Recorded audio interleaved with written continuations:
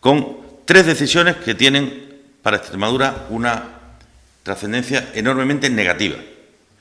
La primera de ellas es que desaparece de los presupuestos, una vez más, aquello que estuvo presente durante muchos años y a lo que nosotros nunca les llamamos deuda histórica, porque nos lo daban porque nos correspondía, pero no íbamos a permitir que se considerara como tal, que eran los planes de empleo.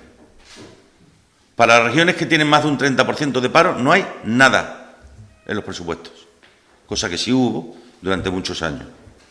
Además de los 138.000 o casi 140.000 parados registrados, hay 2 datos que son tremendos para esta región y de los que el Gobierno tampoco entiende ni habla. Y es que hay 86.000 personas que son ya parados de larga duración y 63.000 que lo son por más de 2 años de tiempo.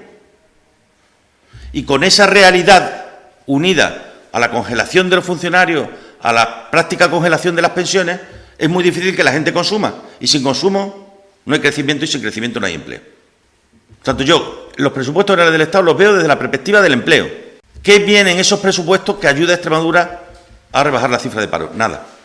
Y una región con 86.000 personas con más de 2 años ya en el paro es una región empobrecida. Por tanto, yo cuando veo a la gente sacar pecho de los datos, es que no sé si no están viendo y preguntando a la ciudadanía qué es lo que pasa o por qué es por lo que están pasando o cuáles son las situaciones que están viviendo, que son absolutamente dramáticas.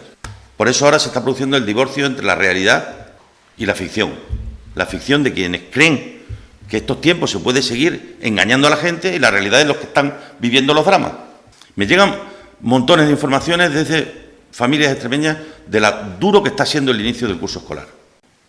Para muchas familias que no han podido comprar los libros, que están viendo cómo sus hijos están con libros más repasados de lo que les gustaría y de las dificultades que están viendo todos los días. Pero en fin, eso forma parte de la Extremadura, de los pesimistas, de los que estamos deseando que las cosas vayan mal. Ya me gustaría a mí poder estar todos los días felicitando aquí al Gobierno por lo bien que fueran las cosas. Ya me gustaría, pero no puedo porque no van bien.